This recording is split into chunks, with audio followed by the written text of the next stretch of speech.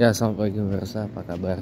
Hari ini hari Sabtu 15 Februari 2025, 16 Syakban 1446 Hijriah. Oh ya, teman-teman, kalau sekedar info nih bahwa Masjid Al-Karim Bumi Bintang Permai Pesantren Jakarta Selatan mengadakan acara kajian motivasi pola pikir Islami Masjid Jami Al-Karim tiap 2 minggu sekali, hari Ahad mulai pukul 8 pagi sampai dengan selesai. Tuh bisa dilihat ya. Nah, gratis, terbuka untuk umum, tiap 2 minggu sekali, jam mulai pukul 8 pagi waktu Indonesia Barat sampai dengan selesai, dan diisi tetap oleh narasumber Dr. Haji Tubagus Wahyudi, ya, certified hypnotherapist, ya. Iya. Jadi kita mulai ya. Pembahasannya ini saya sangat jarang sih bicara hal yang sebenarnya persoalan yang, ya, bagi saya sih sebenarnya ini soalan esek-esek ya teman-teman, tapi saya pikir penting untuk diangkat sesekali ya. Saya adalah orang yang lebih menyukai masjid dengan desain tertutup, bukan terbuka seperti Masjid Jami Al-Karim Bumi Bintang Permai. Karena mohon maaf ya, tadi itu ada kucing kecil, anak kucing mendadak masuk ya, dan ya mohon maaf ya, buang hajat di tempat sholat. Itu bukan satu kali kejadian yang saya lihat itu. Waktu saya masih jadi mahasiswa UT, saya ujian di SMA atau SMP mana gitu di daerah Ciputat sana. Pas mau sholat ya, sajadah imamnya itu ada kotoran kucing. Sajadah imamnya ada kotoran kucing lah. Saya bilang aja gile ini mah.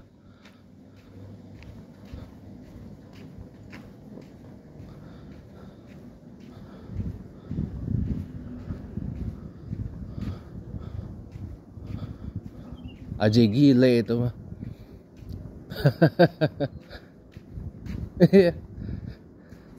Jadi Sofia mundur. Itu bukan, itu tadi kotoran kucingnya masih mending, yang saya lihat tadi kecil. Ini kotoran kucingnya gede, cuy, besar. Saya bilang, aduh mah gawat ini. Iya. Ini apa ya? That's why kenapa saya lebih menyukai masjid yang desainnya tuh tertutup gitu loh teman-teman. Karena meminimalisir kayak tadi kejadiannya sebenarnya. Sebenarnya meminimalisir kejadian seperti tadi gitu. Nggak apa-apa walaupun desainnya tertutup kan, tapi bukan berarti nggak bisa buka 24 jam. Siapa bilang nggak bisa buka 24 jam? Toh Masjid Jogokarian di Jogja yang desainnya tertutup ya, bisa kok buka 24 jam. Siapa bilang? Itu. Sebenarnya itu teman-teman ya, Masjid Jami Al-Karim Bumi Bintang Permai itu ada rencana mau direnovasi, dirombak ya kan. Kala itu mau proyek ekspansi kan, perluasan. Kenapa nggak sekalian aja direnovasi kan, dirombak gitu. Karena ada wacana pada waktu itu masjidnya mau di AC-in gitu loh. Tapi kan nggak jadi kan, karena arsitek yang membangun masjid kita itu ya mengatakan ya kalau mau merubah desain bangunannya ya jangan pakai beliau ya, pakai yang lain aja gitu.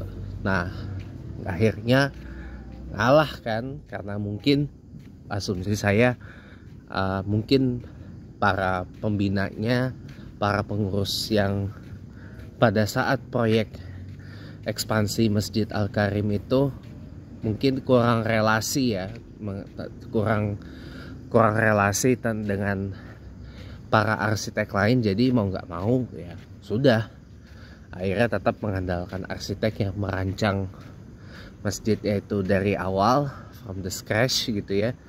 Akhirnya wes itulah kejadiannya. Padahal sebenarnya saya secara pribadi mendukung Masjid Al-Karim itu untuk sementara tuh direnovasi, diubah bentuknya untuk mengakomodir perluasan itu sebenarnya. Tapi ya apa boleh dikata, yowes lah, yang berakibat kantor sekretariat masjidnya pindah jadi agak jauh gitu. Nah sebenarnya keuntungannya kalau masjid dengan desain terbuka seperti itu adalah memang kesannya masjidnya memang terbuka ya, untuk siapa aja, welcome gitu kan, untuk 24 jam dan seterusnya. Kalau desain masjidnya terbuka seperti itu ya siapa aja bisa datang lah, termasuk para musafir ya, mau sholat, mau istirahat ya bisa welcome gitu loh. Dan kalau misalkan ada terjadi sesuatu ya kan bisa menggunakan toilet atau WC dari masjidnya tuh untuk menuntaskan urusannya itu ya. Nah kan tetapi kan konsekuensinya adalah sering kali namanya hewan liar itu kan keliaran di mana-mana. Kita kan nggak bisa ngantisipasi seperti tadi kan. Ada tiba-tiba anak kucing buang air besar, buang hajat ya kan. Kita kan nggak tahu. Nggak tahu sama sekali, apalagi itu kan kejadiannya adalah di samping jemaah yang kebetulan secara usia memang udah sepuh lah gitu kan. Kita kan tahu sendiri rata-rata memang kalau orang yang usianya sepuh itu kan sholatnya makin kalau urusan khusyuk itu nggak mandang usia, mau muda atau tua bisa khusyuk gitu loh. Tapi saya bicara temponya ya, kalau orang sepuh itu kan pada umumnya sholatnya kan lebih pelan gitu loh, lebih lambat gitu loh. Sholatnya itu lebih pelan, lebih lambat gitu loh dibandingkan dengan yang muda kayak saya. Kalau saya kan sholatnya kan ya sebenarnya nggak cepet-cepet banget, nggak lama-lama banget, nggak lambat-lambat banget gitu loh. Ya sedang gitu loh, walaupun mungkin orang ngelihatnya wah ini cepat kali sholatnya, tiba-tiba udah gerakannya apa yang dibaca gitu kan. Karena memang saya sholatnya memang tidak terlalu suka yang terlalu cepat, tapi terlalu lama pun juga nggak suka saya. Jadi yang sedang-sedang aja gitu loh. Baca yang memang apa yang semestinya dibaca. Tidak perlu menambah-nambahi gitu loh. Kalau saya begitu, kecuali kalau pas sujud ya. Kalau pas sujud, terutama sujud terakhir, nah boleh tuh ditambahi dengan bacaan-bacaan tertentu. Jangan ngasal, tapi itu kalau saya. Beda kan kalau orang yang udah agak sepuh, agak tua kan biasanya sholatnya kan lebih pelan gitu kan, lebih lambat gitu daripada orang yang muda kayak saya atau kayak orang tua saya masih dikatakan middle age ya, usia pertengahan ya. Middle age itu usia di tengah-tengah. Jadi sholatnya temponya lebih cepat kalau dibandingkan dengan yang sepuh. Kalau yang sepuh kan saya tahu sendiri lah pokoknya. Kalau masalah khusyuk itu nggak mandang usia teman-teman. Mau tua, mau muda, itu bisa. Tapi kalau kita bicara masalah tempo, masalah ininya, kalau yang sepuh tuh cenderung temponya lebih pelan gitu loh. Jadi ya nggak aware dengan yang tadi, nggak awas gitu loh dengan yang seperti tadi. Beda dengan yang muda kan. Yang muda kan sholatnya kalau dilihat dari POV-nya generasi yang lebih tua ya, sholatnya lebih cepat gitu kan, ya gitu lah pokoknya. Gitu teman-teman ya. Jadi itu kenapa saya lebih suka desain masjid yang agak tertutup gitu lah. Ya contoh kayak Masjid Nabawi lah gitu.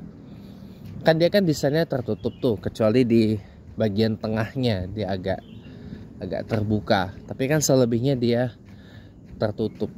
Ya sama halnya dengan masjid. Kalau Masjidil Haram itu dia setengah terbuka, setengah tertutup. Ya. Kalau Masjidil Haram itu dia dibangun sebagai bangunan yang mengelilingi Ka'bah. Bangunan masjid yang tertutup yang mengelilingi Ka'bah. Gitu loh. Tujuannya adalah untuk memberi ruang teduh buat orang sholat. Meskipun tetap aja orang lebih memilih sholat depan Ka'bah. Itu loh. Orang lebih memilih sholat depan Ka'bah karena lebih utama kan, kata orang. Lebih utama sholat depan Ka'bah. Itu.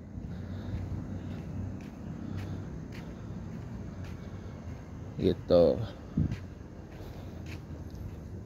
Doanya, kalau doa depan Ka'bah atau dekat Ka'bah tuh keutamaannya akan punya potensi untuk diqabul, diijabah oleh Allah gitu kan. Dalilnya memang ada itu betul.